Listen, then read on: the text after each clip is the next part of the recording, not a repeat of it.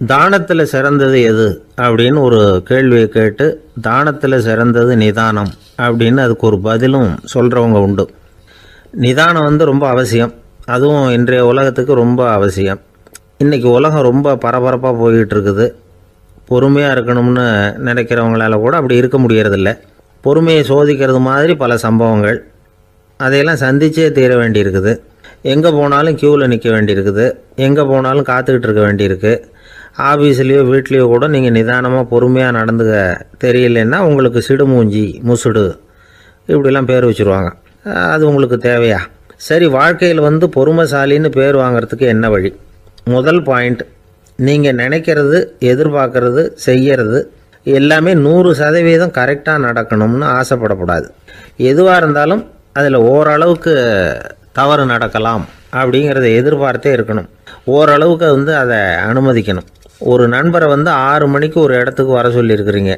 6 மணிக்கு அவர் வரலை.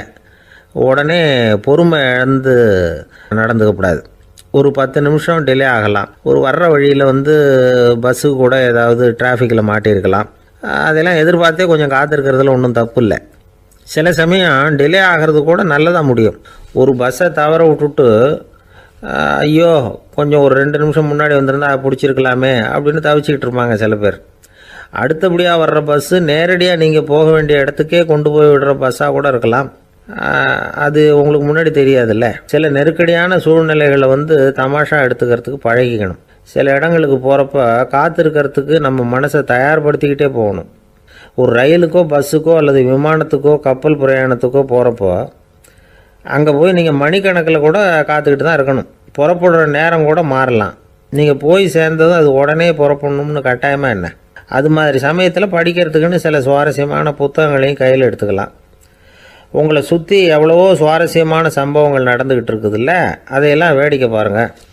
எதுக்காக காத்துக்கிட்டு இருக்கிறோமோ அந்த காரியத்தில் உண்மையாகவே நமக்கு ஒரு அக்கறை இருந்தால் நமக்கு போர் அடிக்காது. சில கோயில்களில் பார்த்துருப்பீங்க, தரிசனத்துக்காக பக்தர்கள் நாள் கணக்கில் காத்துக்கிட்டு இருப்பாங்க. அவங்களெலாம் அழுத்துக்கிறது இல்லை. ஆண்டவனை தரிசிக்கணுங்கிற உண்மையான அக்கறை இருக்கிறதுனால அவங்களுக்கு போர் அடிக்கிறது இல்லை. ஆனால் சில சினிமா தியேட்டரில் கூட பார்க்கலாமே, சினிமா க்யூ கூட அப்படி தான். சாயந்தரம் 6 மணி ஆட்டத்துக்கு காலம்பரம் 6 மணிக்கே போய் கூட காத்துக்கிட்டு இருப்பாங்க. அவங்களுக்கெல்லாம் போர் அடிக்காது. படம் பார்க்குற ஆர்வம். இன்னொரு முக்கியமான விஷயத்தை நாம் பழக்கப்படுத்திக்கணும். லிவ் ஃபார் தி மூமெண்ட் அப்படிங்கிறாங்க நிபுணர்கள். ரொம்ப பேர் எப்படின்னா அடுத்தபடியாக நடக்க போகிற விஷயத்திலேயே கவனமாக இருப்பாங்க. அந்த நினைப்புலேயே இந்த நிமிஷத்தை பொறுமை இல்லாமல் கழிப்பாங்க. ஒருத்தர் இருக்கார், அவர் எப்படின்னா ஆஃபீஸ் முடியறதுக்குள்ளேயே சார் 5 மணிக்கெல்லாம் ரெடியாக இருங்க, நாம் அந்த ஹோட்டலில் போய் டிஃபன் சாப்பிட்ணும் அப்படின்னு 4 மணிலேருந்து சொல்லிகிட்டு இருப்பார். 4:55 பரபரப்பாக ஓடி வருவார். 2 பேரும் புறப்படுவோம், ஹோட்டலுக்கு போவோம், சாப்பிட்டுக்கிட்டு இருப்போம். அப்படி சாப்பிட்டுட்டு இருக்கிறப்ப சார் சாப்பிட்டு முடித்ததும் நேராக ஒரு ஜவுளி கடைக்கு போகிறோம் அப்படிம்பார். பரபரக்க சாப்பிட்டு முடிப்பார், புறப்படுவார். ஜவுளி கடையில் அவசரமாக சீக்கிரம் பில் போடுங்க சார், சினிமாவுக்கு நேரம் ஆகிடும்பார். சினிமா தியேட்டரில் உட்காந்து அடுத்தபடியாக எங்கே டின்னர் சாப்பிட்றதுன்னு யோசனை பண்ணிகிட்டு இருப்பார். ராத்திரி படுக்கையில் விழுந்ததுக்கு அப்புறமும் நாளைக்கு காலையில் எழுந்திரிச்சதும் அதை பண்ணணும் இதை பண்ணணும்னு திட்டம் போட்டுக்கிட்டே இருப்பார். அதாவது எப்போவும் அடுத்த நிமிஷம், அடுத்த நாள், அடுத்த வாரம், அடுத்த வருஷம், இதுதான் அவங்க சிந்தனை. இந்த நிமிஷம் என்ஜாய்மெண்ட்டை அவங்க இழந்துடுறாங்களாம். அதனால தான் வாழ்நாள் பூரா பொறுமையின்மை, அவஸ்தை, அல்லல். அதனால் நாம் எல்லோரும் வாழ்க்கையில் நிதானமாக இருக்கிறதுக்கு கற்றுக்கணுமா. அதுக்காக இந்த நிதானத்துக்கு வேறு விதமான அர்த்தம் பண்ணிக்கக்கூடாது. ஒருத்தர் அப்படித்தான் ஒரு தடவை அவருடைய குதிரை காணாமல் போயிட்டு தான். அதுக்காக அவர் கவலைப்படலை, நிம்மதியாக இருந்தார், சந்தோஷமாக இருந்தார். என்ன சார் இது, உங்கள் குதிரை திருட்டு போயிட்டுதுங்கிறீங்க, நீங்கள் கவலைப்படாமல் இருக்கிறீங்களே அப்படின்னு கேட்டாங்களாம். அதுக்கு அவர் சொல்லியிருக்கார், நல்ல வேலை சார், கட்டியிருந்த குதிரை காணாமல் போயிருக்குது. நான் அது மேலே உட்காந்துருக்கிற சமயம் அது காணாமல் போயிருந்ததுன்னா, திருட்டு போயிருந்ததுன்னா நானும் சேர்ந்தில் காணாமல் போயிருப்பேன் அப்படின்னாராம். எவ்வளவு நிதானமான ஆள் பாருங்கள்.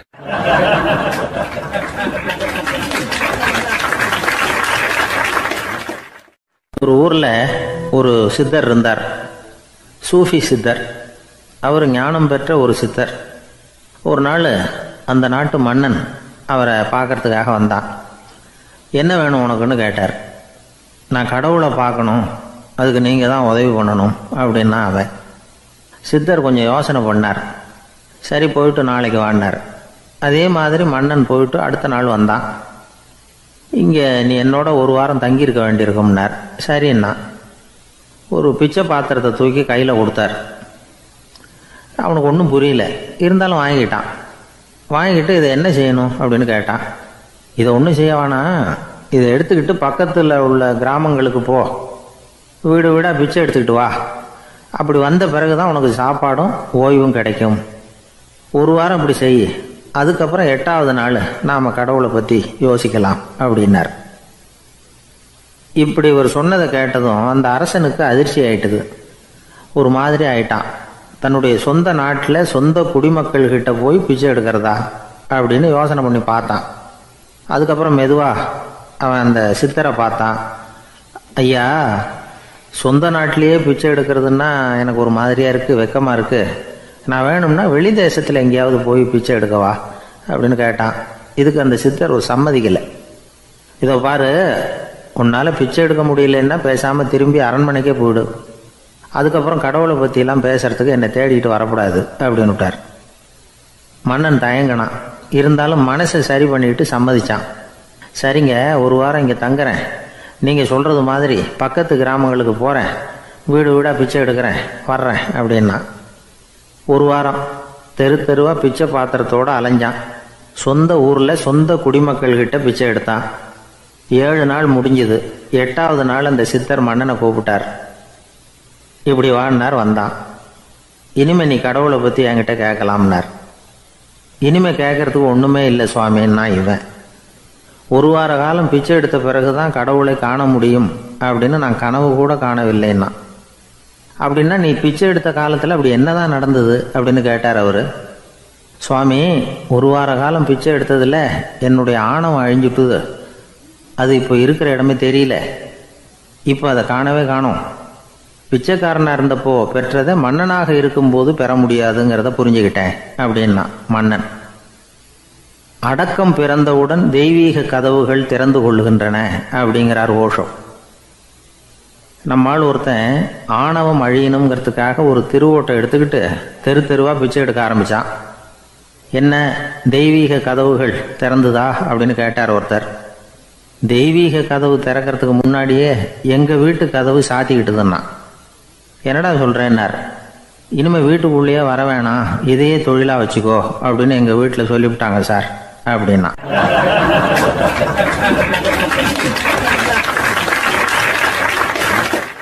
ஒரு ஊரில் ஒரு மன்னர் இருந்தார். ஒரு நாள் அவருடைய அரசவைக்கு ஒரு ஓவியன் வந்தான். அவன் சீனா தேசத்திலிருந்து வந்தவன், தாவோ சிந்தனையாளன்.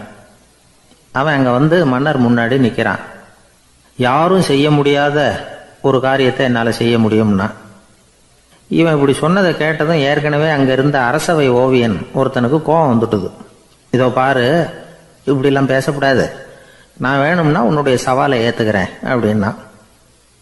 நாம் 2 பேரும் ஓவியம் தீட்டுவோம், அதை பார்த்துட்டு நம்ம 2 பேரில் யார் சிறந்த ஓவியன் அப்படிங்கிறத மன்னரே தீர்மானம் செய்யட்டும், என்ன சொல்கிறேன் அப்படின்னு கேட்டான் அவன். அவனும் சரின்னு ஒத்துக்கிட்டான். போட்டி ஆரம்பமாச்சு. அரசர் அவங்களுக்கு 2 சுவர்களை ஒதுக்கி கொடுத்தார்.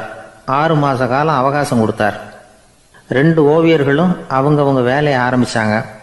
இரவு பகலாக வேலை செய்ய ஆரம்பிச்சுட்டாங்க. 6 மாதம் முடிஞ்சது. அரசர் வந்து பார்த்தார். முதல்ல தன்னுடைய அரசவை ஓவியர் தீட்டியிருந்த ஓவியத்தை பார்த்தார். ரொம்ப பிரமாதமாக இருந்தது, பாராட்டினார். இதோ பாரு, உன்னுடைய ஓவியம் அற்புதமாக இருக்குது, உயிரோட்டம் உள்ளதாக இருக்குது, கலையின் உச்சமே இதுதான், இதை விட சிறந்த ஒரு ஓவியத்தை வேற யாராலையும் படைக்க முடியாது அப்படின்னார். அதுக்கப்புறம் அந்த சீன ஓவியன்கிட்ட போனார். எங்கே உன்னுடைய ஓவியம்னு கேட்டார். திரைச்சீலையை விலக்கி விட்டு பாருங்கன்னா. மன்னர் வந்து அந்த திரைச்சீலையை விளக்குனார். உள்ளே வந்து ஓவியம் இருக்க வேண்டிய இடம் கண்ணாடி மாதிரி தெரிஞ்சுது. அவன் அந்த 6 மாத காலமாக அந்த சுவரை வந்து தேய்ச்சி தேய்ச்சி கண்ணாடி மாதிரி ஆக்கி வச்சிருக்கிறான். அதுக்கு நேராக எதிர் சுவரில் அரசவை ஓவியன் தீட்டின ஓவியம் இருக்குது. அது எதிரில் இருந்த இந்த கண்ணாடியில் பட்டு பிரதிபலிக்குது. மன்னர் யோசனை பண்ண ஆரம்பித்தார். அப்புறம் அந்த சீன ஓவியனை பார்த்து கேட்டார். இதை பாரு, நீ என்னுடைய ஆளை வந்து தோற்கடிச்சுட்ட அப்படிங்கிறதுல சந்தேகம் இல்லை, ஆனாலும் எங்களை ஏமாற்றி இருக்கிற, எந்த ஓவியமும் நீ வரையிலையே அப்படின்னார். அரசே, இதுதான் உண்மையான ஓவியம், உயிருள்ள ஓவியம். இது மனோபாவங்களை பிரதிபலிக்கும், மாறுகின்ற காலங்களை அப்படியே காட்டும் அப்படின்னா அந்த சீன ஓவியன். கையால் வரைகிற ஓவியங்களில் சலனம் இல்லை. கண்ணாடி அப்படி கிடையாது.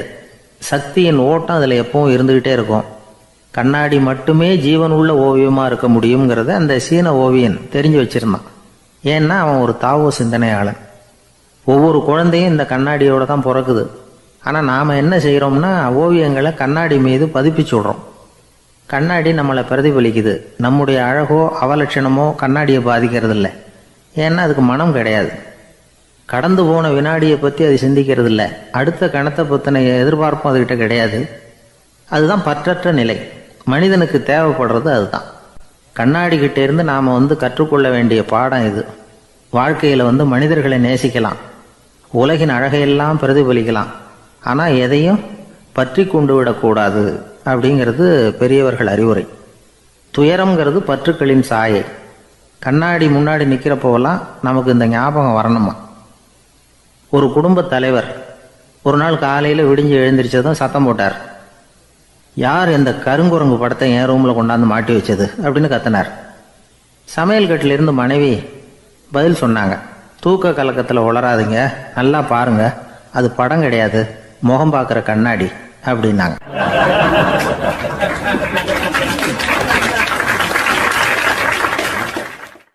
அர்ஜுனன் கேட்ட கேள்விக்கெல்லாம் பகவான் கண்ணன் பதில் சொன்னார். அதுக்கு பேர் பகவத்கீதை. அதே மாதிரி உத்தவன் கேட்ட கேள்விக்கும் அவர் பதில் சொல்லியிருக்கிறார். அதுக்கு என்ன பேருனா உத்தவ கீதைன்னு பேர். அது சரி, உத்தவன்னா யார்? கண்ணனுக்கு சின்ன வயசுலேருந்தே தேர் ஓட்டிக்கிட்டு இருந்தவன் அவன் தான். குருஷேத்திர போர் முடிஞ்சது. அதர்மத்தை அழித்து தர்மத்தை நிலைநாட்டி தர்மனுக்கு முடிச்சு விட்டினார் கண்ணபிரான். அதுக்கப்புறம் துவாரகைக்கு திரும்பினார். தான் வந்த காரியம் முடிஞ்சது. அதனால் இளமையிலிருந்தே தனக்கு தேரோட்டியாக இருந்து வந்த உத்தவனை கூப்பிட்டார். இதை பாருப்பா, உனக்கு வேணுங்கிறத கேளுன்னார். அவன் தனக்குன்னு எதையும் கேட்குறதுக்கு ஆசைப்படலை. இருந்தாலும் கேள்வி கேட்குறதில் அவன் ரொம்ப கெட்டிக்காரன்.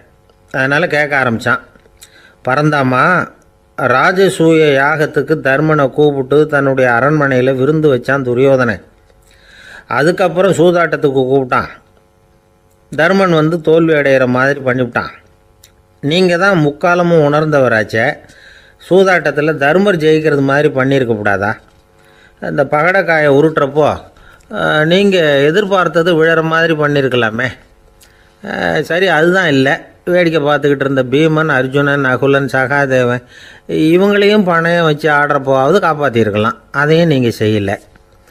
பாவம் அந்த அவல பொண்ணு, ஒன்றும் புரியாத ஒன்றும் தெரியாத அந்த உன்னுடைய சகோதரி திரௌபதி, அந்த பொண்ணை துச்சாதனன் இழுத்துக்கிட்டு துகில் உரிகிற கட்டத்தில் காப்பாற்றினியே. இது நியாயமா, முறையா, அறமா? இதுதான் உத்தவன் கேட்ட கேள்வி. இதுக்கு பரந்தாமன் பதில் சொல்கிறார். அப்படி கேள் உத்தவா. தருமனை துரியோதனன் சூதாட அழைக்கும் பொழுது என்ன சொன்னான் தெரியுமா? நான் பணையம் வைக்கிறேன், எனக்கு பதிலாக என்னுடைய மாமன் சகுனி பகடைக்காய்களை உருட்டுவான்னு சொன்னான். உடனே தருமன் எனக்கு பதிலாக என்னுடைய மைத்துனன் கண்ணன் பகடைக்காய்களை உருட்டுவான்னு சொல்லியிருக்கலாமே. அப்படி சொல்லலை. என்ன செஞ்சான் தெரியுமா? துரியோதனன் கூட சூதாட்டத்துக்கு சம்மதிச்சிட்டோம், கடவுளே இது என்னுடைய மைத்துனன் கண்ணபிரானுக்கு தெரியக்கூடாது அப்படின்னு வேண்டிக்கிட்டான். இதனால் தருமன் எனக்கு மனசால் தடை போட்டுட்டான். அதனால் அரண்மனைக்கு வெளியிலேயே என்னை கூப்பிடுவாங்கன்னு நான் காத்துக்கிட்டு இருந்தேன். பீமன், அர்ஜுனன், நகுலன், சகாதேவன், திரௌபதி இவங்களை பணையம் வச்சு ஆடுறப்போவாவது கூப்பிடுவாங்கன்னு பார்த்தேன். அப்பவும் அவங்க என்னை கூப்பிடல, நினைக்கல. திரௌபதியை துச்சாதனன் கூந்தலை பிடிச்சி இழுக்கிறான். அப்போ கூட அவள் தன்னுடைய உடல் பலத்தால் தடுக்கிறதுக்கு முயற்சி பண்ணாலே தவிர என்ன நினைக்கல. துரியோதனன் சபைக்கு இழுத்து செல்லப்பட்ட திரௌபதி அறநூல்களையும் அரச நீதிகளையும் சொல்லிக்கிட்டு இருந்தாலே தவிர என்ன நினச்சே பார்க்கல. துகில் உரிகிற கட்டத்தில் தான் ஹரி ஹரி கண்ணா பரந்தாமன்னு கூப்பிட்டா. அதனால தான் அப்போ போய் நான் காப்பாற்றினேன் அப்படின்னா பரந்தாமன். அப்படின்னா நீ அழைச்சாதான் போவியா, நீயா போக மாட்டியா அப்படின்னு கேட்குறான் உத்தவன். ஆமாம், நான் கூப்பிட்டா தான் போவேன். மனிதர்கள் செய்யக்கூடிய செயல்களையெல்லாம் அவங்கவுங்க போக்கிலேயே விட்டுட்டு வேடிக்கை பார்த்துக்கிட்டு இருப்பேன். நான் குறுக்கிட்டு ஒன்றுமே செய்ய மாட்டேன் அப்படின்னா பரந்தாமன்.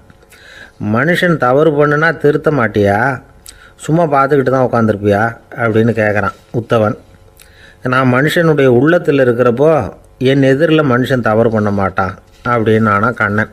அதாவது யார் நினைக்கிறாங்களோ அவங்க உள்ளத்துல எல்லாம் அவன் இருக்கிறான். அப்படி இருக்கிறப்போ தவறு செய்ய மனுஷன் அஞ்சுவான். இதுதான் உத்தவ கீதைங்கிறது. இந்த காலத்துலேயும் சில பேர் பகவான் மாதிரி அடுத்தவங்க கஷ்டப்படுறத வேடிக்கை பார்த்துக்கிட்டு இருக்கிறது உண்டு. அன்றைக்கி அப்படித்தான். நடுத்தெருவில் ஒரு திருடனை பிடிச்சி எல்லாரும் சேர்ந்து அடிச்சுக்கிட்டு இருக்கிறாங்க. ஒரு ஆள் மட்டும் தள்ளி நின்று அதை வேடிக்கை பார்த்துக்கிட்டு இருக்கான். பார்த்துக்கிட்டு சிரிச்சுக்கிட்டு இருக்கிறான். என்ன சார் இது, பாவம் அந்த ஆளை போட்டு அப்படி அடிக்கிறாங்களே அப்படின்னோம். அடிக்கட்டும் சார், அவன் அடி வாங்க வேண்டிய ஆள் தான் அப்படின்னா அவன். ஏன் சார் அப்படி சொல்கிறீங்க அப்படின்னு கேட்டோம். பின்ன என்ன சார், நான் ஒருத்தர் பையில் இருந்த பர்ஸை எடுக்கிறதுக்கு முயற்சி பண்ணிக்கிட்டு இருந்தேன். அதுக்குள்ளே அவன் முந்திக்கிட்டு அபேஸ் பண்ணிவிட்டான். பர்ஸை அவன் எடுத்துட்டான். பார்க்குறதுன்னா எடுக்கிறது அவனா? என்ன சார் நியாயம் இது? நல்லா வாங்கட்டும் அப்படிங்கிறான்.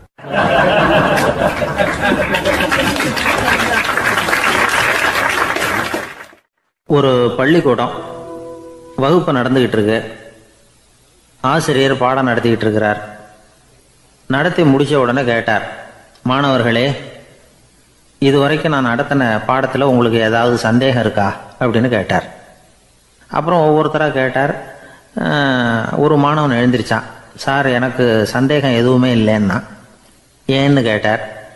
ஏன்னா எனக்கு நீங்கள் நடத்தின பாடம் தெளிவாக புரிஞ்சுட்டுது, அதனால் சந்தேகம் வரலன்னா. இன்னொரு மாணவன் எழுந்திருச்சான். சார், எனக்கும் சந்தேகம் எதுவும் இல்லைன்னா. ஏண்டான்னு கேட்டார்.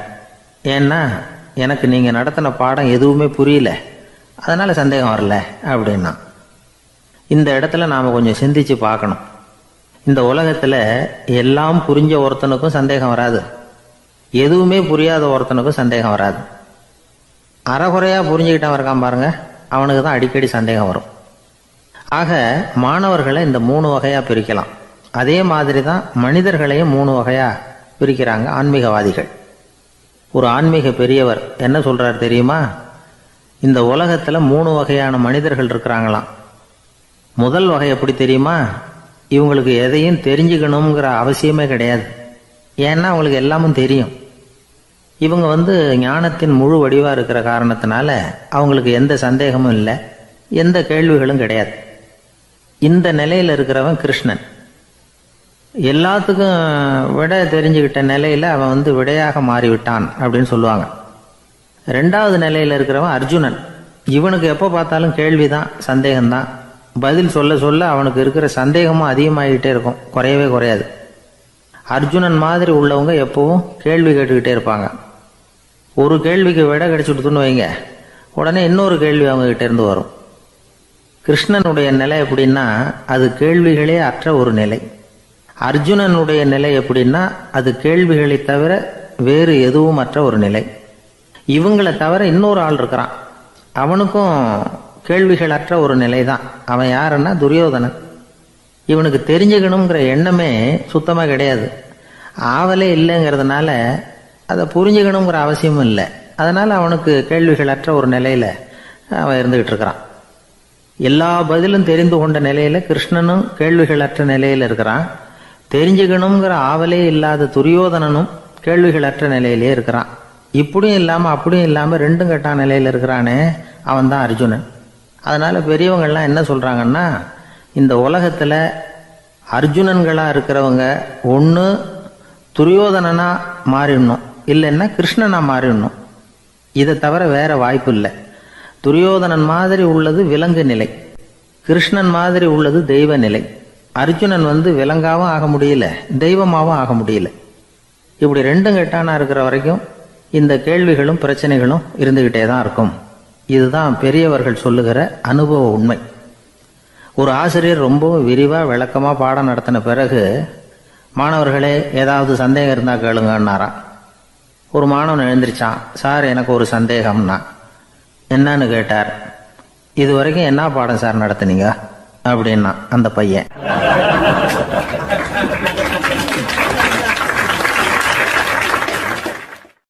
ஜெருசலேம் அங்கே உள்ள ஒரு தேவாலயம்.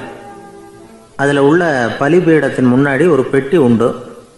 அது காணிக்கை பெட்டி. ஆலயத்துக்கு வர்றவங்க பிரார்த்தனை பண்ணிவிட்டு திரும்பி போகிற சமயத்தில் அந்த பெட்டியில் காணிக்கை போடுவாங்க. அவங்களால எவ்வளவு முடியுமோ அவ்வளவு போடுறது வழக்கம். அவங்க வசதிக்கு தகுந்த மாதிரி போடுவாங்க. வசதி உள்ளவங்களாக இருந்தாலும் சரி, வசதியே இல்லாத வறியவர்களாக இருந்தாலும் சரி, ஆலய காணிக்கை பெட்டியில் காசு போடுறது அவங்களுக்கு ரொம்ப பெருமையான ஒரு செயல். ஒரு சமயம் இயேசு தம்முடைய சீடர்களோடு அந்த ஆலயத்துக்கு வரார். அங்கே உட்காந்து ரொம்ப நேரம் வழிபாடு பண்ணிகிட்டு இருக்கிறார். சீடர்களும் அந்த ஜபத்தில் கலந்துக்கிட்டாங்க. வழிபாடு முடிஞ்சுது. இயேசு உட்காந்துருக்கிறார். காணிக்கை பெட்டியில் காசு போடுறவங்கள கவனிக்கிறார். சீடர்களும் அதையே கவனிச்சுக்கிட்டு இருக்கிறாங்க. ரொம்ப பேர் வரிசையாக வந்தாங்க. அவங்களால முடிஞ்ச அளவுக்கு காசு போட்டுட்டு அவங்க பாட்டுக்கு போய்கிட்டு இருக்கிறாங்க. வசதியானவங்க நிறைய பேர் வந்தாங்க. அதுக்கு மத்தியில் வயசான ஒரு அம்மா, அவங்களும் வந்து காசு போட்டுட்டு போகிறாங்க. இப்போ இயேசு தன்னுடைய சீடர்கள் பக்கம் திரும்பினார். ஒரு கேள்வி கேட்டார். இப்போ இந்த காணிக்கை பெட்டியில் நிறைய பேர் வந்து காசு போட்டுட்டு போகிறத நீங்கள் கவனிச்சிங்க. இன்றைக்கி இந்த காணிக்கை பெட்டியில் ரொம்பவும் அதிகமாக காசு போட்டது யார் அப்படின்னு கேட்டார். முதல்ல வந்தார் ஒரு பெரிய மனுஷன், அவர் தான் அதிகமாக போட்டார் அப்படின்னார் ஒருத்தர். மூணாவதாக வந்தவர் தான் அதிகமாக போட்டார், நான் கவனித்தேன் அப்படின்னாரு இன்னொருத்தர். இப்படி ஆளுக்கு ஒரு விதமாக சொல்கிறாங்க.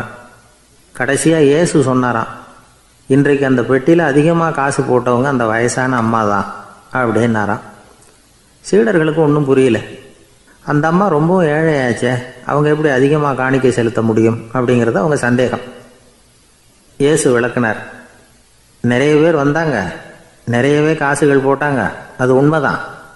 ஆனால் அந்த அம்மா என்ன பண்ணாங்க கவனிச்சிங்களா? வந்தாங்க, தன்னுடைய காசு பையை திறந்தாங்க, அப்படியே கொட்டுனாங்க. அதில் இருந்தது 2 காசுகள் தான்.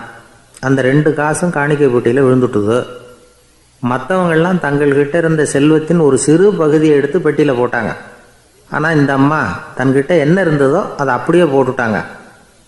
தன்னுடைய பிழைப்புக்காக வச்சுருந்த அவ்வளவையும் இழக்கிறதுக்கு தயாராகிட்டாங்க.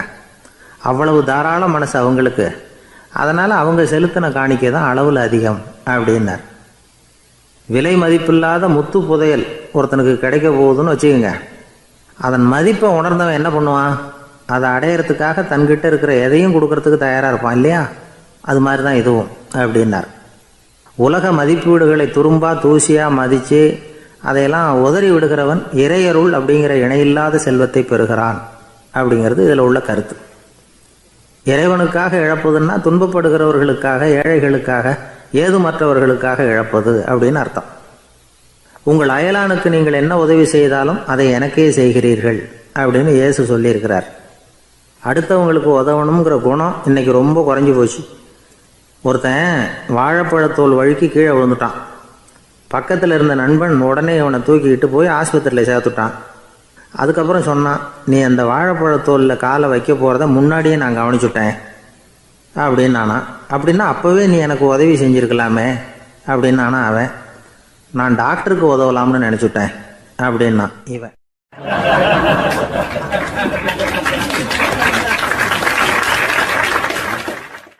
ஒரு ஊரில் ஒருத்தர் இருந்தான். ஏதோ ஒரு சின்ன அலுவலகத்தில் வேலை பார்த்துக்கிட்டு இருந்தான். ரொம்ப ஏழை. வர்ற கொஞ்சம் வருமானத்தை வச்சு வாழ்க்கையை ஓட்டிகிட்டு இருந்தான். ஒரு நாள் தெரு வழியாக அவன் நடந்து வந்துக்கிட்டு இருக்கிறான். தெருவில் ஒரு காசு கிடந்தது. அதை பார்த்துட்டான். அது குனிஞ்சு எடுத்தான். அது ஒரு பழங்கால காசு. அந்த காசு நடுவில் ஒரு துளை இருந்தது. அதாவது துளையிட்ட நாணயம். பழங்காலத்தில் புழக்கத்தில் இருந்த ஒரு நாணயம் அது. துளையிட்ட நாணயம் கிடச்சிதுன்னா ரொம்ப நல்லது, அது அதிர்ஷ்டம் அப்படின்னு ஒரு நம்பிக்கை உண்டு. இவன் கையில் அது கிடைச்சதும் ரொம்ப சந்தோஷப்பட்டான். இனிமேல் என்னுடைய கஷ்டம்லாம் தீரப்போகுது, அதிர்ஷ்டம் என்னை தேடி வரும், நான் பணக்காரன் ஆகிடுவேன் அப்படின்னு சொல்லிட்டு அந்த காசை தன்னுடைய கோட்டு பையில் பத்திரமா போட்டு வச்சுக்கிட்டான். அடிக்கடி அதை தொட்டு பார்த்துக்கிறது உண்டு, வெளியில் எடுக்க மாட்டான். இப்படியே கொஞ்ச காலம் ஆச்சு. அதுக்கப்புறம் என்னாச்சு தெரியுமா? நிஜமாகவே அதிர்ஷ்டம் அவனை தேடி வர ஆரம்பிச்சுட்டுது. செல்வம் வந்து குவிஞ்சுது. பணம், பதவி, புகழ் எல்லாம் வந்து சேர்ந்தது. சமூகத்தில் அவன் ஒரு பெரிய மனுஷன் ஆகிட்டான். எல்லாரும் அவனை பாராட்டினாங்க. அவன் எதை தொட்டாலும் வெற்றி, எல்லாம் அந்த காசோட மகிமை அப்படின்னு அவன் மனசுக்குள்ளே நினச்சிக்கிட்டான். தினமும் காலையில் அந்த கோட்டை போட்டுக்கிட்டு தான் வெளியில் கிளம்புவான். புறப்படுறதுக்கு முன்னாடி கோட்டு பாக்கெட்டை தொட்டு பார்த்துக்குவான், உள்ளே காசு இருக்கா அப்படிங்கிறத உறுதிப்படுத்திக்குவான். அதுக்கப்புறம் தான் வெளியில் கிளம்புவான். இப்படியே பல வருஷம் ஓடி போச்சு.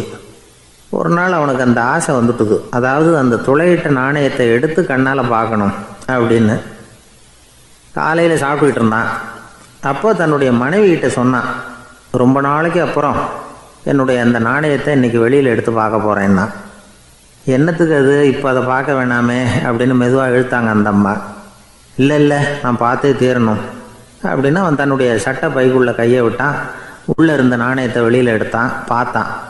பார்த்தா அவனுக்கு ஆச்சரியமாக போச்சு. அந்த நாணயத்தில் தொலையே இல்லை. என்ன ஆச்சு அப்படின்னு சொல்லி அவன் ரொம்ப குழம்பி போயிட்டான். இப்போ அந்த அம்மா சொன்னாங்க, நான் தான் ஒரு நாள் உங்கள் கோட்டு ரொம்பவும் தூசியாக இருக்கேன்னு சொல்லி அதை ஜன்னலுக்கு வெளியில் உதறினேன்.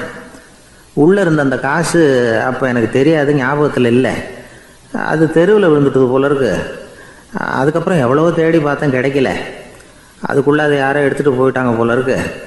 அது இல்லைங்கிறது உங்களுக்கு தெரிஞ்சால் வருத்தமாக இருக்குமேங்கிறதுக்காக நான் தான் வேற ஒரு நாணயத்தை எடுத்து சட்டை பைக்குள்ளே வச்சுட்டேன் அப்படின்னு விவரத்தை சொன்னாங்க அந்த அம்மா. இது எப்போ நடந்ததுன்னு கேட்டான். உங்களுக்கு அந்த காசு கிடைச்சதே அன்னைக்கு மறுநாளே இது நடந்து போச்சு அப்படின்னாங்களாம். இதை கொஞ்சம் யோசனை பண்ணி பாருங்கள். அவனுக்கு அதிர்ஷ்டத்தை கொடுத்தது அந்த நாணயம் இல்லை, அவனுடைய நம்பிக்கை, அதாவது தன்னம்பிக்கை. அதுதான் வேலை செஞ்சிருக்கு.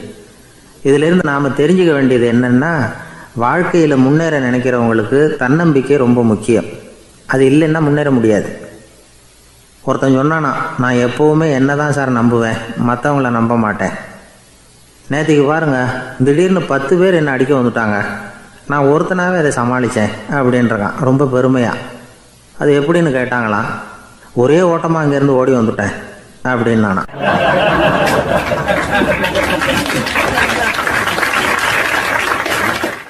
ஒரு வயசான அம்மா ஒரு நாள் ஃபோன் பண்ணாங்க. ஐயா, நான் இந்த தகவல் நிகழ்ச்சியை தினமும் கேட்குறேன், உங்ககிட்ட ஒரு கேள்வி கேட்கணும் அப்படின்னாங்க. என்னங்க அப்படின்னோம். எனக்கு சொந்தமாக ஒரு நல்ல வீடு இருக்குது, வேணுங்கிற அளவுக்கு பணமும் இருக்குது, கணவரும் ரொம்ப நல்லவர், ரிட்டையர் ஆகி வீட்டில் தான் இருக்கிறார், பிள்ளைங்கள்லாம் பெரிய பெரிய உத்தியோகத்தில் இருக்கிறாங்க, அதில் ஒருத்தன் ஐஏஎஸ்ஸு, பணம்லாம் கூட நிறைய கொண்டாந்து கொடுக்குறாங்க. அப்படி இருந்தும் என் மனசில் நிம்மதி இல்லை, வாழ்க்கையில் ஒரு நிறைவு இல்லை அப்படின்னாங்க. ஏன்னு கேட்டோம். அதைத்தான் நான் உங்களை கேட்குறேன், ஏன் அப்படி அப்படின்னு திருப்பி கேட்குறாங்க. எங்களுக்கு ஒன்றும் புரியல, கொஞ்சம் நேரம் குழம்பி போயிட்டோம். இருந்தாலும் அதை அவங்கக்கிட்ட காட்டிக்காமல் கொஞ்சம் சாமர்த்தியமாக, ஏம்மா உங்கள் மனசில் நீங்கள் ஏதோ ஒன்று எதிர்பார்க்குறீங்க, அது நிறைவேறலை அப்படி தானே அப்படின்னு கேட்டோம். ஆமாம் அப்படின்னாங்க. அதுக்கப்புறம் அவங்கக்கிட்ட கொஞ்சம் மனம் விட்டு பேசுகிறப்போ தானாக விஷயம் வெளியில் வந்தது. அதாவது அவங்க பிள்ளைங்க பெரிய பெரிய உத்தியோகத்தில் இருக்கிறதுனால அவசரமாக வந்து பார்த்துட்டு ஓடுறாங்களாம். ஆசையாக அம்மான்னு கூப்பிட்டுக்கிட்டு கிட்ட உட்காந்து கொஞ்ச நேரமாவது என்கிட்ட பேசினா தானே என் மனசு கொஞ்சம் நிம்மதியாக இருக்கும். அது அவங்களுக்கு தெரிய மாட்டேங்குதே அப்படிங்கிறாங்க. இதுதான் அவங்களுடைய ஏக்கம். இந்த ஏக்கம் அந்த தாயின் மனசில் இருந்துக்கிட்டு இருக்குது. இப்படி மகனுடைய அன்புக்காக மட்டுமே ஏங்குற தாய்மார்கள் பல பேர் இருக்கிறாங்க இந்த உலகத்தில். இதை நினைக்கிறப்போ ஒரு வெளிநாட்டு நாடோடி கதை ஞாபகத்தில் வருது. அதாவது கடவுள் படைப்பு தொழிலில் ரொம்ப மும்முரமாக ஈடுபட்டுக்கிட்டு இருந்தாராம். மீன்களை படைச்சாராம், பறவைகளை படைச்சாராம், விலங்குகளை படைச்சாராம். அவருக்கு திருப்தி ஏற்படலை. அதுக்கப்புறம் மனிதர்களை படைச்சிருக்கிறார். அப்போவும் அவருக்கு மன நிறைவு ஏற்படலையா. கடைசியாக தன்னுடைய சக்தி முழுசையும் பயன்படுத்தி குறையே இல்லாத அளவுக்கு ஒரு படைப்பை உருவாக்கினாராம். அந்த உன்னதமான ஒரு படைப்பு அதுதான் பெண், அதாவது தாய். இப்படி உருவாக்கி எல்லாரையும் இந்த உலகத்தில் விட்டுவிட்டாராம். அதுக்கப்புறம் கொஞ்ச காலம் கழித்து தன்னுடைய தேவியை அழைச்சிக்கிட்டு இந்த பூலோகத்துக்கு வந்திருக்கிறார். தன்னுடைய குறையில்லாத படைப்பாகிய பெண்ணை பார்த்தாராம். ஏம்மா, உனக்கு இன்னும் ஏதாவது குறை இருந்தால் சொல்லு, அதையும் நிவர்த்தி பண்ணிவிடுறேன் அப்படின்னாராம். அந்த அம்மா பார்த்துருக்காங்க. சுவாமி, எனக்கு நீங்கள் கொடுத்துருக்கிறது 2 கை, என்னுடைய பிள்ளைகளுக்கு சேவை செய்கிறதுக்கு இந்த 2 கை பத்தலை, அதனால் இன்னும் ஒரு 2 கை கொடுத்தா தேவலை அப்படின்னாங்களாம். கடவுள் பார்த்தார். அதனால் என்ன, அப்படியே செஞ்சு விடலாம், இதோ அதுக்கான வரம் கொடுத்துட்டேன் அப்படின்னார். அந்த அம்மாவுக்கு இப்போ 4 கை ஆகிட்டுது. 4 கையாலேயும் குழந்தைகளுக்கு சேவை செய்ய ஆரம்பிச்சுட்டாங்க. கடவுள் திருப்தியாக திரும்பி போனார். அதுக்கப்புறம் கொஞ்ச காலம் கழித்து மறுபடியும் திரும்பி வந்தார் தேவியோட.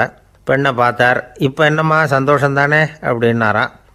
அதுக்கு அந்த அம்மா, சந்தோஷந்தான், இருந்தாலும் இப்போ எனக்கு இருக்கிற 2 காலும் போதில்லை, இன்னும் ஒரு 2 கால் இருந்தால் தேவையில்லை, நிறைய ஓடி ஆடி பிள்ளைகளுக்காக வேலை செய்ய வேண்டியிருக்குது அப்படின்னாங்களாம். சரின்னு சொல்லி 4 கால் இருக்கிறது மாதிரி செஞ்சுட்டு போயிட்டார் கடவுள். மறுபடியும் கொஞ்ச நாள் கழித்து தேவி சொன்னாங்க கடவுள்கிட்ட, நீங்கள் என்ன தான் முயற்சி பண்ணினாலும் முழுமையான ஒரு படைப்பை உங்களால் உருவாக்க முடியாது, அப்படி தான் நான் நினைக்கிறேன் அப்படின்னாங்களாம். அப்படியா சொல்கிறேன், வா அந்த பொண்ணை பார்த்துட்டு வருவோம் அப்படின்னு புறப்பட்டு இங்கே வந்தாங்களாம். இங்கே வந்து பார்த்தா 4 கால் 4 கையோடு அந்த பொண்ணு ஒரு செவுத்தில் சாஞ்சி உட்காந்து அழுதுகிட்டு இருக்குது. இப்போ தேவி அந்த பொண்ணை சுட்டி காட்டி கடவுள்கிட்ட கேட்டாங்களாம், ஏங்க நீங்கள் அந்த பொண்ணுக்கு கையை கொடுத்தீங்க காலை கொடுத்தீங்க சரி, அந்த கண்ணீரையும் எதுக்காக கொடுத்தீங்க அப்படின்னு கேட்டாங்களாம்.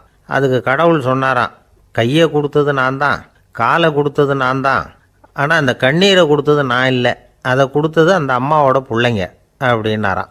இன்றைக்கும் அப்படித்தான் பல பிள்ளைங்க அவங்க அம்மாவுக்கு கண்ணீரை தான் கொடுத்துக்கிட்டு இருக்கிறாங்க. அம்மாவை மதிக்கிற பிள்ளைங்க தான் இன்றைக்கி நல்லபடியாக இருக்கிறாங்கங்கிறது அவங்களுக்கு தெரியறதில்ல.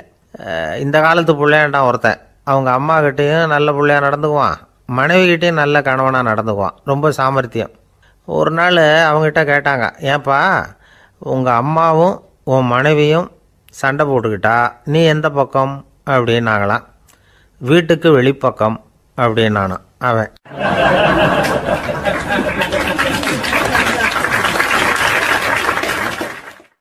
வாழ்க்கையில் ரொம்பவும் அடிபட்டு அல்லல் போட்டுக்கிட்டு இருக்கிற ஒருத்தர் வந்தார். மனசு ரொம்பவும் நொந்து போய் பேசினார். இந்த உலகத்தில் மனுஷனாக பிறந்ததை விட மாடாக பிறந்திருக்கலாம் சார் அப்படின்னார். திடீர்னு வந்து என்கிட்ட இப்படி சொன்னால் அதுக்கு நான் என்னங்க பண்ண முடியும் அப்படின்னேன். உங்ககிட்ட வரணும்னு தோணுச்சு அதனால் வந்தேன் அப்படின்னார். சரிங்க, இப்படி ஒரு யோசனை வந்ததுக்கு என்ன காரணம் அப்படின்னு சொல்லி அவர்கிட்ட கேட்டேன்.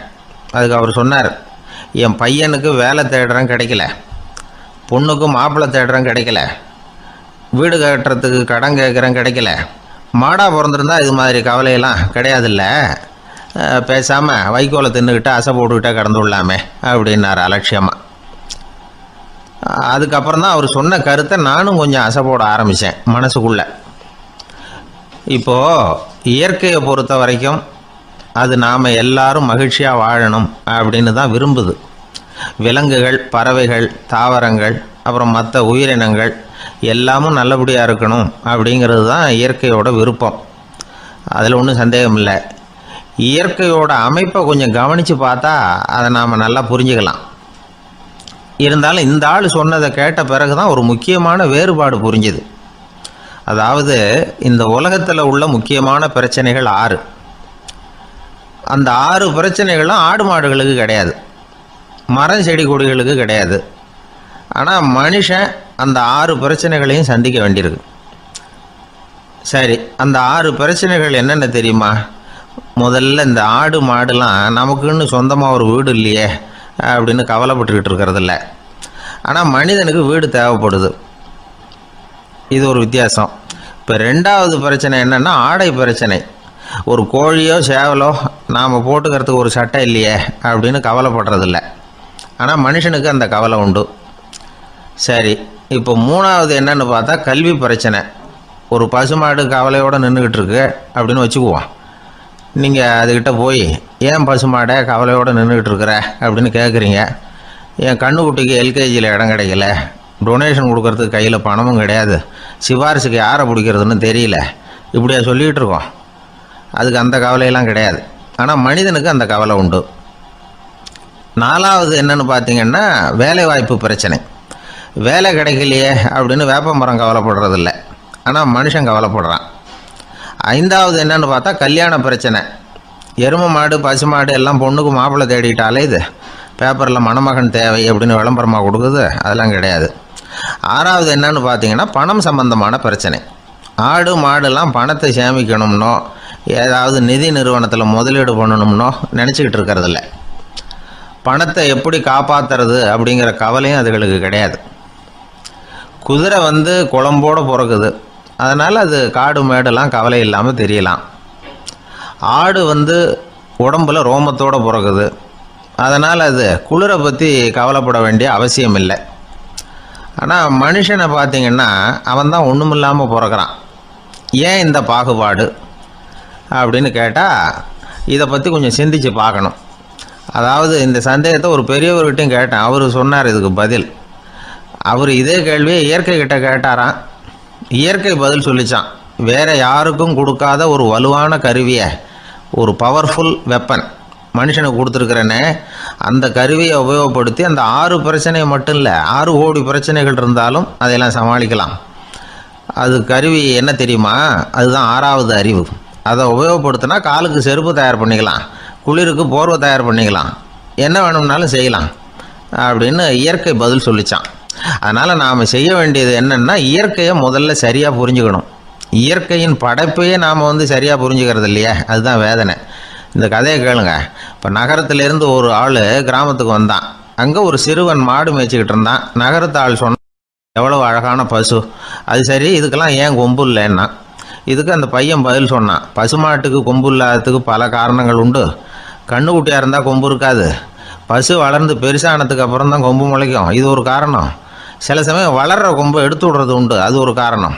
ஆனால் இதுக்கு ஏன் கொம்பு இல்லைன்னு கேட்குறீங்க, அதுக்கு என்ன காரணம்னா, இது பசு இல்லை குதிரை அப்படின்னானா.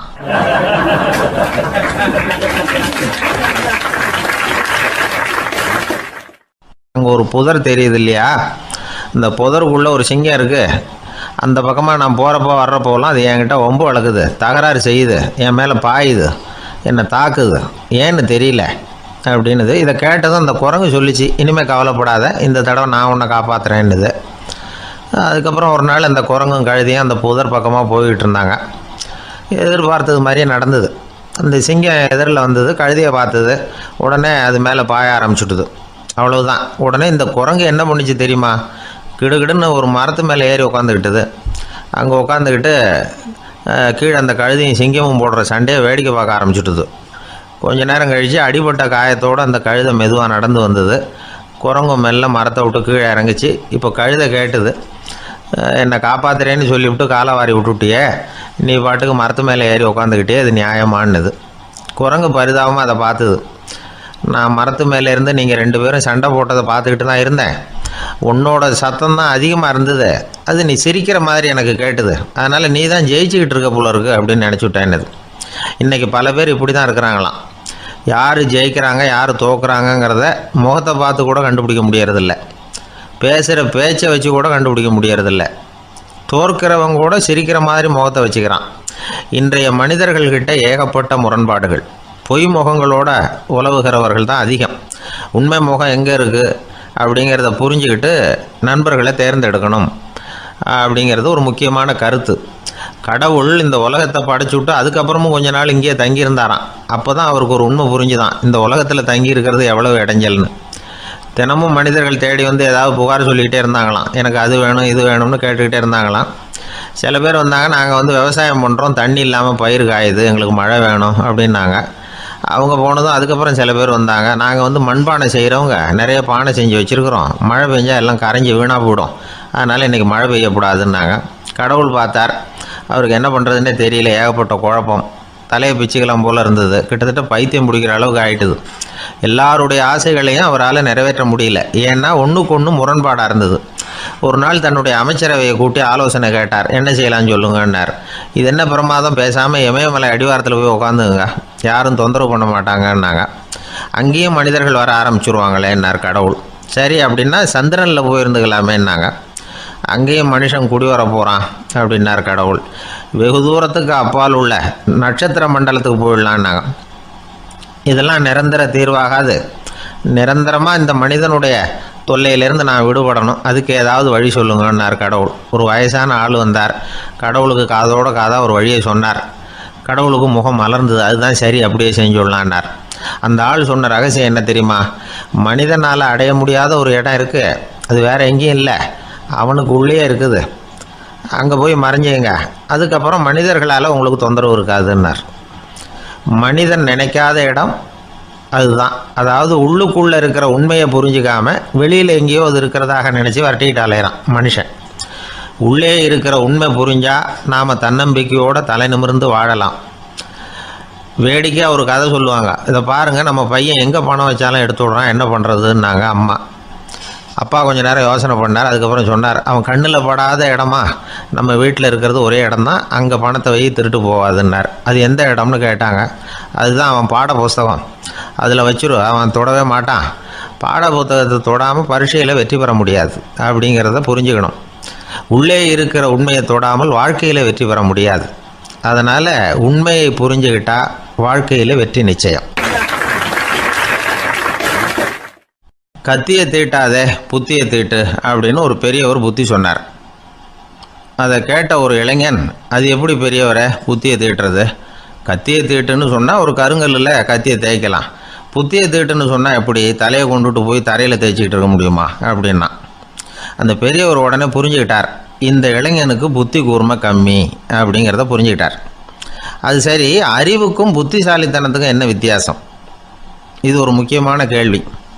அறிவுன்னா என்ன, புத்திசாலித்தனம்னா என்ன? இதே கேள்வியை சாக்ரட்டிஸ் கிட்ட அவருடைய சீடன் ஒருத்தன் கேட்டானான். ஐயா, அறிவுக்கும் புத்திசாலித்தனத்துக்கும் என்னங்க வித்தியாசம் அப்படின்னு கேட்டிருக்கான். சாக்ரட்டிஸ் நிமிர்ந்து பார்த்துருக்கிறார் அந்த சீடனை. அதுக்கப்புறம் சொன்னாராம், நான் சொல்கிறேன் உன்னுடைய கேள்விக்கு பதில், ஆனால் அதுக்கு முன்னாடி நீ ஒரு காரியம் பண்ணணும்னாரான். என்னங்க செய்யணும் சொல்லுங்கன்றிருக்கான். அதோ பாரு, ஒரு பெரியவர் உட்காந்துருக்கிறாரு, அவர்கிட்ட போ, இங்கேருந்து பக்கத்தில் இருக்கிற அந்த கிராமத்துக்கு போய் சேர எவ்வளவு நேரம் ஆகும் அப்படின்னு கேட்டுட்டு வா அப்படி சொன்னார் சாக்ரட்டிஸ். சரின்னு சொல்லிவிட்டு இவன் போனான். அந்த பெரியவர் முன்னாடி போய் நின்னான். ஏங்க பெரியவரை, இங்கேருந்து அதோ தெரியுத அந்த கிராமத்துக்கு போய் சேர்றதுக்கு எவ்வளவு நேரம் ஆகும் அப்படின்னு கேட்டான். பெரியவர் நிமிர்ந்து பார்த்தார், ஆனால் பதில் எதுவும் சொல்லலை. இவன் மறுபடியும் ஒரு தடவை அதே கேள்வியை அவர்கிட்ட கேட்டான். என்னங்க, நான் கேட்குறது உங்கள் காதில் விழுதா, அந்த கிராமத்துக்கு போய் சேர்றதுக்கு எவ்வளோ நேரம் ஆகும் அப்படின்னு சொல்லி மறுபடியும் கேட்டான். அப்பவும் அவர் பதில் சொல்லலை. உடனே அவன் மனசுக்குள்ளே முடிவு பண்ணிக்கிட்டான், சரி பெரியவர் ஒரு மாதிரியாக தெரிகிறார், புத்தி சுவாதீனம் சரியில்லாத ஒரு மாதிரி தெரியுது அப்படின்னு நினச்சிக்கிட்டே வந்த வழியிலே திரும்பி வந்துட்டான். கொஞ்சம் தூரம் நடந்திருப்பான். இப்போ அந்த பெரியவர் மறுபடியும் கூப்பிட்டார், இளைஞனே இப்படி வாடினார். இவனுக்கு ஒன்றும் புரியல. மறுபடியும் திரும்பி நடந்தான். அவர் முன்னாடி போய் நின்னான். பெரியவர் சொன்னார், தம்பி, இங்கேருந்து அந்த கிராமத்துக்கு போய் சேர்றதுக்கு 5 நிமிஷம் ஆகும் அப்படின்னார். இப்போது அந்த இளைஞன் அந்த முதியவரை ஒரு மாதிரியாக பார்க்க ஆரம்பித்தான். அதுக்கப்புறம் கொஞ்சம் யோசித்தான். பிறகு அவர்கிட்டே கேட்டுட்டான், ஏங்க பெரியவரை, இதே பதிலை அப்போவே என்கிட்ட சொல்லியிருக்கலாமே, என்னை திரும்பி போன்னு சொல்லிவிட்டு பாதி தூரம் போனதுக்கப்புறம் மறுபடியும் கூப்பிட்டு அதுக்கப்புறம் இப்படி சொல்கிறீங்களே, இது நியாயமா அப்படின்னா. பெரியவர் சிரித்தார். அதுக்கப்புறம் சொன்னார், ஏன்பா நீ எவ்வளவு வேகமாக நடக்கிறேங்கிறத பார்க்காம நீ கிராமத்துக்கு போய் சேர வேண்டிய நேரத்தை எப்படி என்னால் சொல்ல முடியும்? அதனால தான் உன்னை கொஞ்சம் தூரம் நடக்க விட்டு உன்னுடைய நடையின் வேகம், அந்த கிராமம் இருக்கிற தூரம் ரெண்டையும் கணக்கு போட்டு அதுக்கப்புறம் நேரத்தை சொன்னேன்னார். சீடன் வந்து தலை குனிந்தான். அப்படியே திரும்பி வந்து சாக்ரட்டிஸ் முன்னாடி நின்னான். சாக்ரட்டிஸ் இப்போ சொல்கிறார், தம்பி, அதுக்கு பேர் தான் புத்திசாலித்தனம். இந்த அறிவு கூர்மை வந்து எல்லா இளைஞர்களுக்கும் வரணும் அப்படிங்கிறதுக்காகத்தான் கத்தியை தீட்டாதே புத்தியை தீட்டு அப்படின்னு பெரியவங்கள்லாம் சொல்லிகிட்டு இருக்கிறாங்க. புத்தியை தீட்டுறவங்கெல்லாம் வாழ்க்கையில் அறிவாளியாகிறாங்க, தீட்டாதவங்க கோமாளியாகிறாங்க. இதுதான் இன்றைக்கி நடக்கிறது. அதனால் அறிவு கூர்மைங்கிறது வேற. இந்த காலத்து ஆசாமி ஒருத்தர் இன்னொருத்தரை பார்த்து கேட்டார், ஏங்க ஒரு விமானம் இங்கேருந்து புறப்பட்டு 2 மணி நேரத்தில் மதுரைக்கு போய் சேருது. நல்லா கவனிங்க, ஒரு விமானம் இங்கேருந்து புறப்பட்டு 2 மணி நேரத்தில் மதுரைக்கு போய் சேருது அப்படின்னா என்னோடய வயசு என்னன்னு கேட்டார். இவர் கேட்குறதுல ஏதாவது அர்த்தம் இருக்கா? அதாவது இங்கேருந்து புறப்பட்டு 2 மணி நேரம் ஆகுது மதுரைக்கு போகிறதுக்கு, அப்படின்னா என் வயசு என்னன்னு கேட்குறாரு. இதை கேட்ட உடனே அவர் பதில் சொன்னார், அப்படின்னா உங்களோட வயசு 20 அப்படின்னார். எப்படிங்க அவ்வளவு கரெக்டாக சொன்னீங்க அப்படின்னு கேட்டார். வேறு ஒன்றும் இல்லை, எங்கள் பக்கத்து வீட்டில் ஒரு முழு பைத்தியம் இருக்குது, அதோட வயசு 40, அப்படின்னா உன் வயசு 20 தான் இருக்கணும் அப்படின்னார். அரை பைத்தியம்னு முடிவு பண்ணிக்கிட்டார். அதனால் வாழ்க்கையில் அறிவு கூர்மைங்கிறது ரொம்ப அவசியம். அந்த புத்திசாலித்தனம் இருக்கிறவங்க வாழ்க்கையில் வெற்றி பெறுவது நிச்சயம். சாலை ஓரமாக அழுதுகிட்டு உட்காந்துருந்தான். பிச்சை எடுத்து சாப்பிட்ற ஒருத்தன் அந்த பக்கமாக வந்தான். இவனை பார்த்தான். ஏன் அழுதுகிட்டு உட்காந்துருக்கிற, என்னாச்சு உனக்கு அப்படின்னு கேட்டான். அதுக்கு இவன் சொன்னான், என்கிட்ட ஒன்றுமே இல்லை, நான் இந்த உலகத்தில் இருந்து என்ன பிரயோஜனம், அதனால தான் அழுதுகிட்டு இருக்கிறேன் அப்படின்னா. உன்கிட்ட மறைஞ்சிருக்கிற புதையல் என் கண்ணுக்கு நல்லா தெரியுது, அது உனக்கு புரியல, அதனால தான் அழுதுகிட்டு இருக்கிற அப்படின்னா. என்னது புதையல் இருக்குதா, உன் கண்ணுக்கு தெரியுதா அப்படின்னு கேட்டான். ஆமாம் எனக்கு தெரியுது, அந்த புதையலை நீ விற்கிறதுக்கு தயாராக இருக்கிறியா அப்படின்னு கேட்டான் இவன். இதை கேட்டதும் அந்த இளைஞனுக்கு ரொம்ப ஆச்சரியமாக போச்சு. என்னது இப்படி கேட்குறானே அப்படின்னு. என்கிட்ட ஒரு காசு கூட இல்லையே, அப்படி இருக்கிறப்போ புதையல் எங்கேருந்து வந்தது அப்படின்னா. இந்த நேரத்தில் அந்த பிச்சைக்காரன் சிரித்தான். இப்படி தான் இந்த உலகத்தில் எல்லோரும் சொல்லிகிட்டு இருக்கிறாங்க, என்கிட்ட ஒன்றுமே இல்லைன்னு சொல்லி.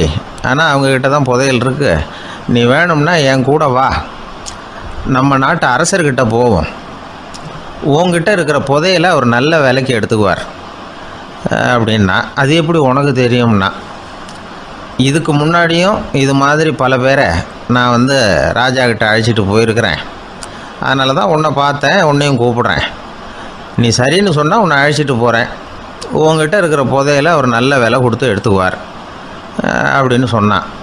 இவன் இப்படி சொல்கிறதும் அந்த இளைஞனுக்கு ஒன்றுமே புரியல. இது என்னது இந்த ஆள் இப்படி சொல்லிக்கிட்டு இருக்கிறான், நம்மக்கிட்ட என்ன இருக்குது, அதுவும் இல்லாமல் இவனே பிச்சை எடுத்து சாப்பிட்டுக்கிட்டு இருக்கிறான், இவன் போய் நம்மளை ராஜா கிட்ட அழைச்சிட்டு போகிறேங்கிறானே என்ன அப்படின்னு சொல்லி அவன் யோசனை பண்ணான். என்ன யோசிக்கிற, உனக்கு பணம் வேணும்னா என்னோட வா அப்படின்னா. இளைஞன் ஒரு முடிவுக்கு வந்தான். சரி, இங்கேயே உட்காந்துக்கிட்டு இருக்கிறத விட அங்கேயாவது போய் பார்ப்போமே, இங்கே அழுதுட்டு உட்காந்துருக்கிறதுல என்ன பிரயோஜனம், ஏதோ கூப்பிட்றான் போய் பார்த்துட்டு வருவோமே அப்படின்னு சொல்லி அவன் கூட புறப்பட்டான். பிச்சைக்காரன் முன்னாடி போயிட்டே இருக்கிறான், இந்த இளைஞன் பின்னாடி நடந்து போயிட்டுருக்கான். ரெண்டு பேரும் அரண்மனையை நோக்கி போகிறாங்க. பாதி வழி போயிருப்பாங்க.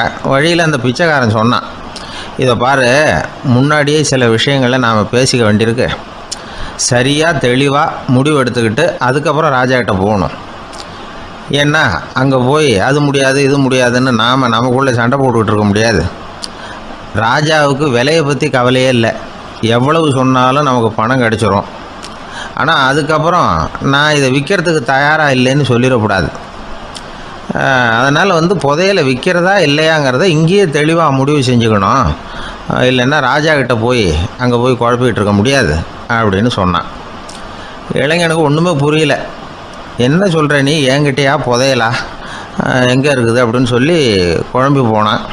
இப்போது அந்த பிச்சைக்காரன் சொன்னான், இதை பாரு, இப்போ உதாரணத்துக்கு உன்னுடைய கண்களை எடுத்துக்கோ, அதுக்கு நீ என்ன விலை கேட்டுற போகிற, நான் அதுக்கு ராஜா கிட்டே இருந்து ஒரு 50,000 ரூபா வாங்கி தர முடியும்.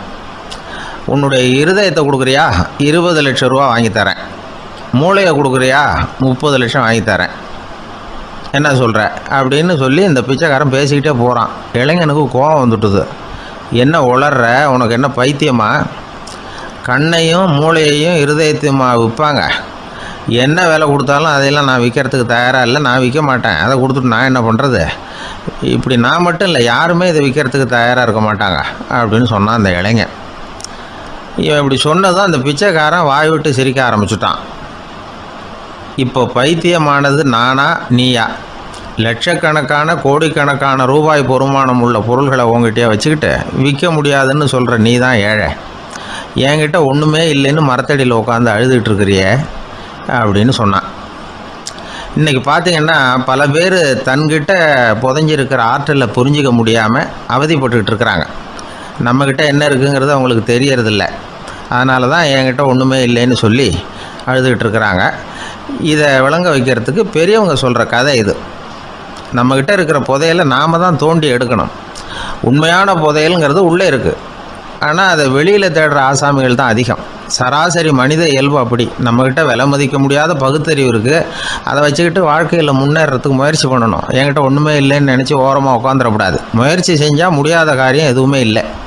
ஒரு ரயில்வே ஸ்டேஷன் பக்கம் வெளியில் ஒரு டாக்ஸி நின்றுட்டு இருந்தது. அந்த பக்கமாக வந்த ஒருத்தர் டாக்ஸி டிரைவரை பார்த்து சொன்னார், ஐயா உங்கள் வண்டியில் பின் சீட்டில் ஒரு மணி பர்ஸு கிடக்கு, யாரோ மறந்து விட்டுட்டு போயிருக்கிறாங்க அப்படின்னார். இல்லை அது காலி பர்ஸு தான், நான் தான் அதை அங்கே போட்டு வச்சுருக்கிறேன்னார் டிரைவர்.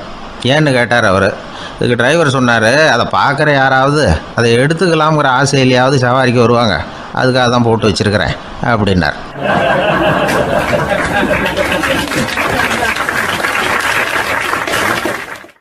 ஒரே ஒரு ஊரில் ஒரு ராஜா இருந்தார்.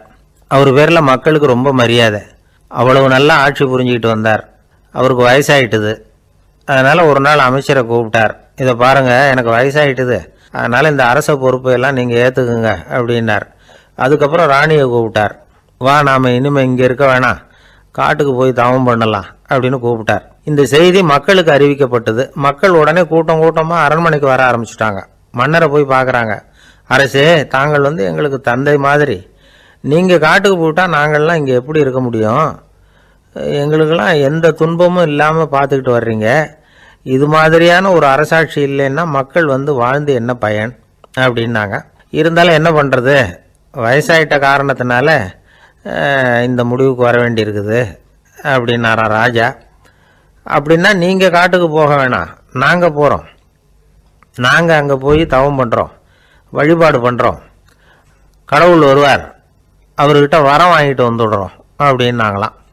அப்படி சொல்லிவிட்டு உடனே எல்லாரும் காட்டுக்கு போனாங்க.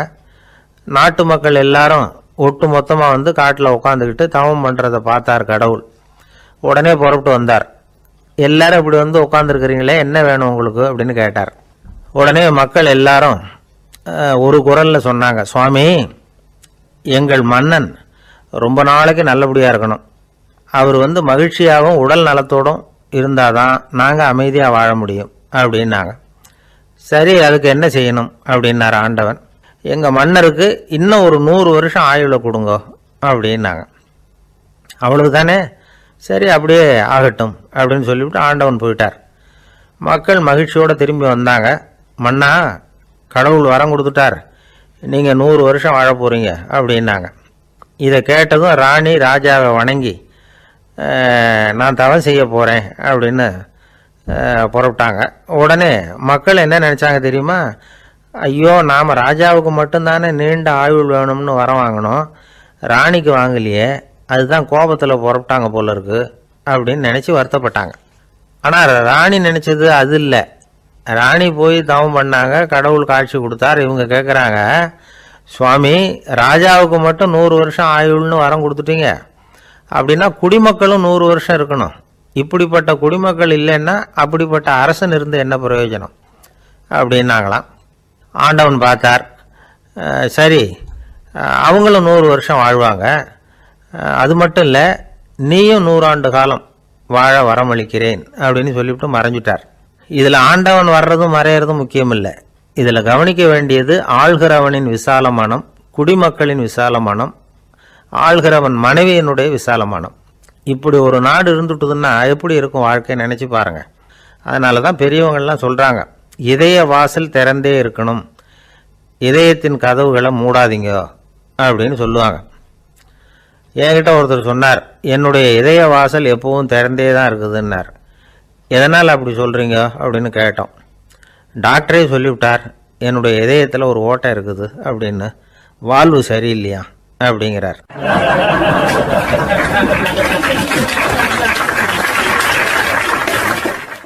ஒரு ராஜா ஊரெல்லாம் சுற்றி பார்த்துட்டு வரலாம்னு ஒரு நாள் புறப்பட்டு போனார். ஒரு இடத்துல தறி நெசவு வேலை ரொம்ப மும்முரமாக நடந்துக்கிட்டு இருந்தது. ஒரு பெரியவர் தறியால் நெசவு வேலை செஞ்சுக்கிட்டு இருந்தார். பக்கத்தில் ஒரு அழகான பொண்ணு உட்காந்து நூலை சுற்றிக்கிட்டு இருக்குது. ராஜா அந்த பெரியவரை பார்த்து யார் இந்த பொண்ணுன்னு விசாரித்தார். ராஜா அப்படி கேட்டதும் அவருக்கு ரொம்ப பெருமையாக போயிட்டுது. ஏன்னா உட்காந்துருந்தது அவரோட மகள். அரசே, இது என்னுடைய மகள், இவ வேகமாக நூல் திரிக்கக்கூடியவள், வைக்கோலை எடுத்து இவ திரிச்சா கூட அது எல்லாம் பவுனிழையாக வெளியில் வரும் அப்படின்னு ஒரு ராசி இவளுக்கு அப்படின்னு ரொம்ப பெருமையாக ராஜா கிட்ட சொன்னார். ராஜா இதை கேட்டதும் அசந்துட்டார். அப்படியா, இவ்வளவு அழகும் சாமர்த்தியமும் உள்ள இந்த பொண்ணு என்னோட வரட்டுமே, இவளை என் மருமகளை ஆக்கிக்கிறேன் அப்படின்னார் ராஜா. அந்த பெரியவருக்கு ஒன்றும் புரியல. ஏதோ கொஞ்சம் பெருமையாக சொல்ல போக அது இப்படி ஆயிட்டுதே அப்படின்னு கவலைப்பட்டார். இருந்தாலும் ராஜா பேச்ச தட்ட முடியுமா, மகளை அனுப்பி வச்சுட்டார். ராஜா அந்த பொண்ணை அரண்மனைக்கு அழைச்சிட்டு வந்தார். அங்கே ஒரு அறையில் வச்சு பூட்டி விட்டார். அந்த ரூமு நிறைய வைக்கோலை கொண்டாந்து போட்டு அடைச்சாங்க. 3 ராட்டைகள் வேற வச்சுருந்தாங்க. நாளைக்கு பொழுது விடியறதுக்குள்ளே நீ இந்த வைக்கோலை எல்லாம் தங்க இழைகளாக மாற்றி காட்டணும்.